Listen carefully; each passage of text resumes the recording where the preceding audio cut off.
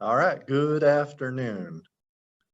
Today we are going to talk about some imaginary stuff. I know that's kind of funny to say, but basically all it means is when you have a negative in the radical, that produces what's called an imaginary number. And so we're going to talk about how do you simplify radicals? How do you factor? Okay. How do you factor with when you have a plus? And then how do you find the solutions? And the way you find the solutions here is you use something called the quadratic formula. And we're going to be using that quite a bit. Okay, so what I'm going to do is most of these are already worked out in video. So my plan in this video is to do one of these just to kind of show you, but keep in mind all 6 are worked out. See, right here. See, 1 through 6 is already worked out.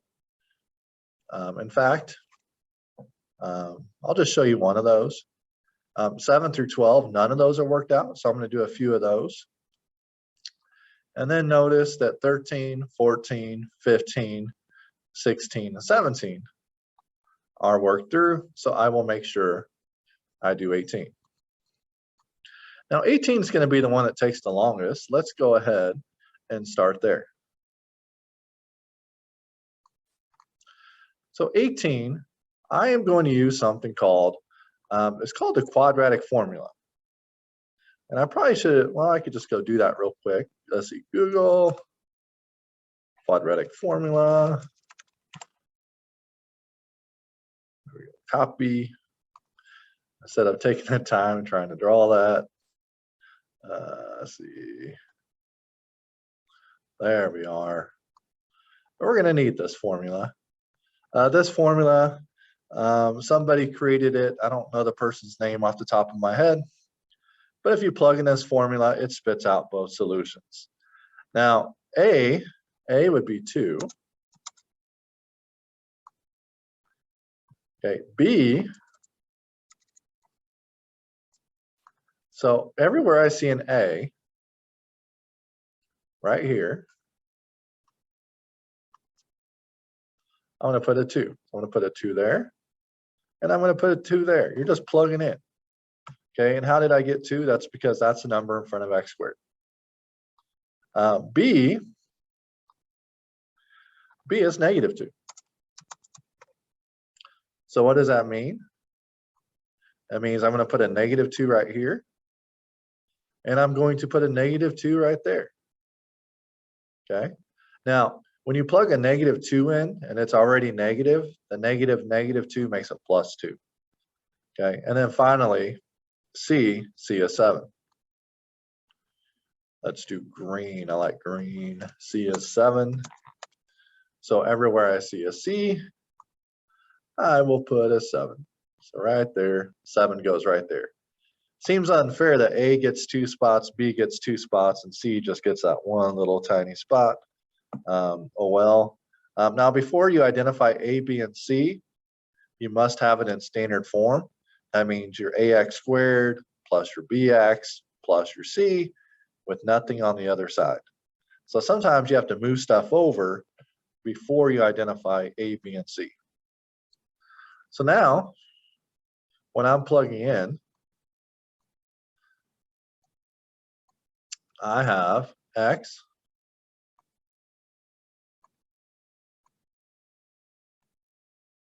equals, and that's negative, and I'm just going to use one color for sake of time, but B goes here, so that'd be negative 2, plus or minus, and then it's going to be a square root, and it's B is negative 2,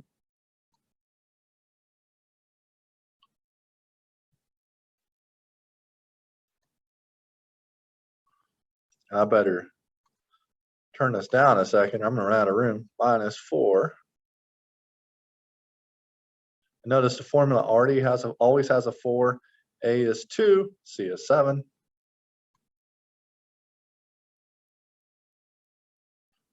I like to use parentheses for multiplication. Man, I really ran out of room here. All over 2. And what is A? A is 2.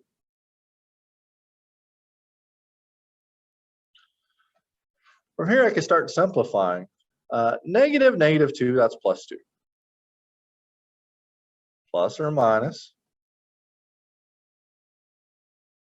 square root.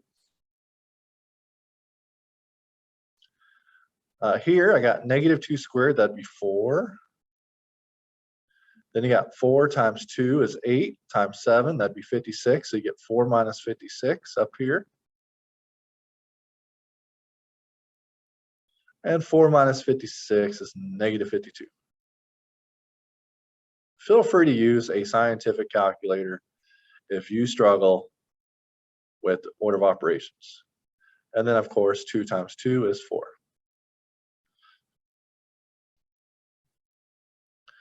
Now, square root of 52, this is how it becomes imaginary. So I start off with square root of negative 52.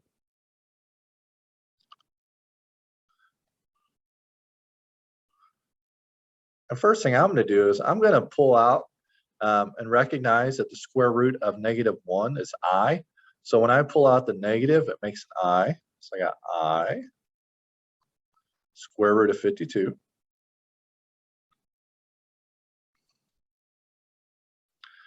And then I'm going to start thinking of perfect squares. 7 times 7 is 49. 49 does not go into 52. 6 times 6 is 36. 36 does not go into 52. 5 times 5 is 25. 25 does not divide evenly into 52. 4 times 4 is 16. And I believe 16, 32, 48. Nope, 16 doesn't work. 3 times 3 is 9. 9 doesn't go into 52. Man, 2 times 2 is 4. Does 4 go into 52? 13, 26. Yeah, it's 13. 4 times 13. So I'm going to write this as I, and I know my thing's weird, but that would be the same as 4, which is a perfect square, times 13. But the square root of 4 is 2. So I get 2i square root of 13. And 13 does not break down anymore. That's a 13. I could fix that.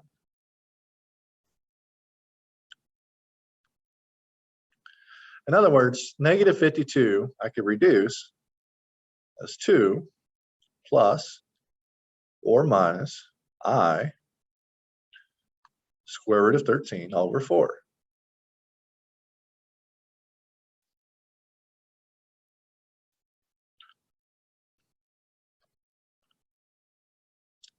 Oh, I forgot my 2. See, that's just 2i squared of 13. Now what you could do, and probably this is probably good enough for most of you, but technically this could be reduced more. But I noticed that 2, and 4, those are my 3 terms. I have this term, this whole term, and this term. They're all divisible by 2. So then I can divide them all by 2. 2 divided by 2 is 1.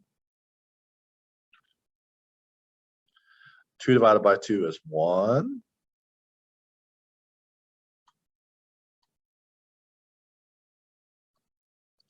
And 4 divided by 2 is 2.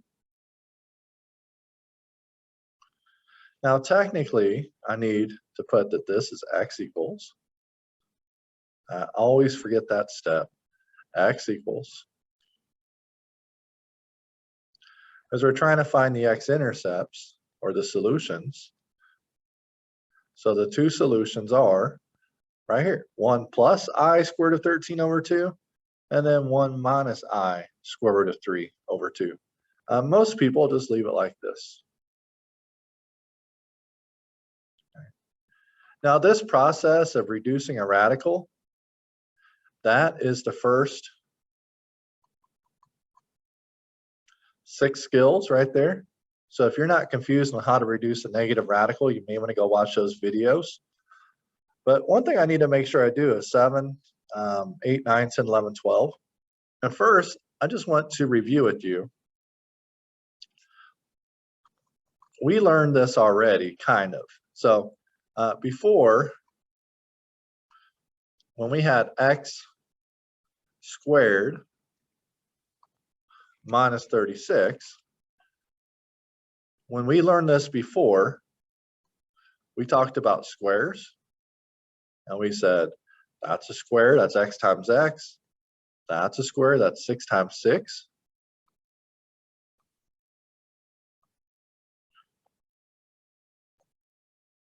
I hope you remember this. And then what we did is we said, okay, that factors in x plus 6, x minus 6. Okay, so that's how we did x squared minus 36. We call that difference of two squares. But notice mine's a plus. So what do? The process is the same, except this time, and we're just going to keep it simple. This time, what you get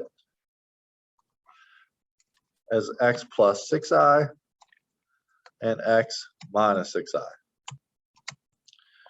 Okay, now the reason why this works is because I times I is I squared. I squared is -1. That's how you get this to be positive. Because positive times negative is negative, but the two i's together make negative. Negative times negative make positive. So that's why this works. So if you have a plus, long story short, you just put an I in there, okay? So this would be an example if there's a minus.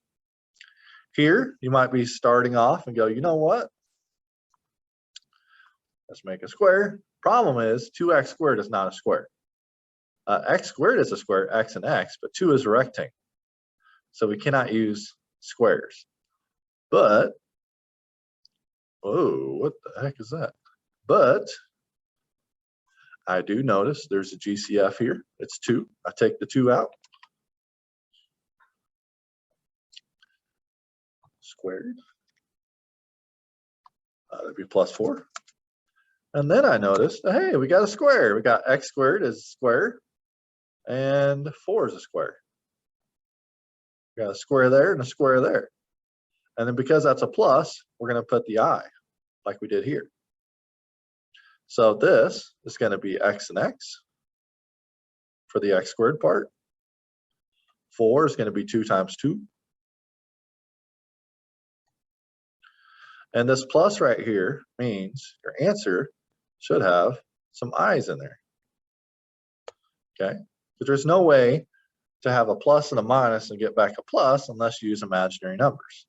So putting all that together, I'd get 2, because I factored out a 2, x plus 2i, x minus 2i. Okay. Now, if this had been a minus 8, then we would have no i's. Gone. No i's. Oh boy. 5x squared plus 5, very similar to number 8. I do not want to do them all for you.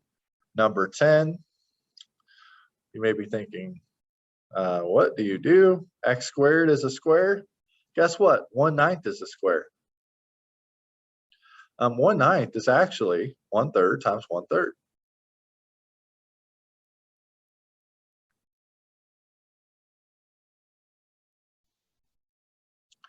Now, the reason why that works is because when you multiply fractions, you multiply numerators. 1 times 1 is 1, and then 3 times 3 is 9.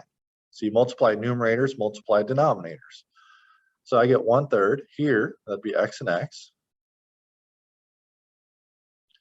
And then because this is a plus, I need an I.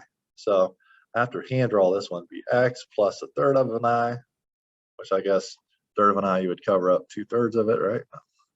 X plus 1/3 of an I.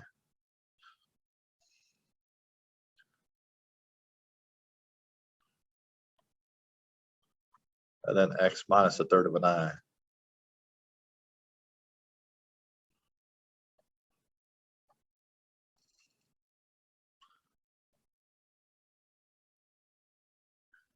I know my eyes look funny.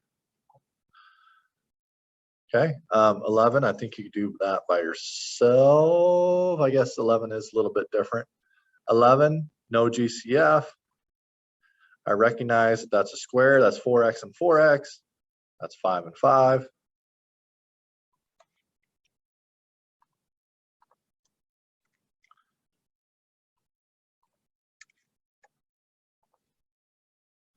Put all that together. Because of the plus, I need the I. I get 4x plus 5i's and 4x minus 5i. Now remember, if this was a minus 25, you'd have no i's. And then finally, number 12. I wouldn't call it a tricky question, but kind of is. You may be thinking, all right, don't have to worry about i's because this is a minus. But remember, you always factor out a negative. So you factor it out. That changes the signs.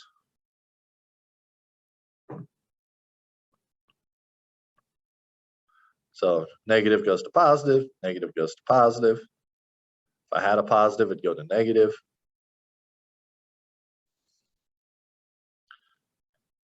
Four x squared is a square. 2x and 2x. 49 is a square. That's 7 and 7.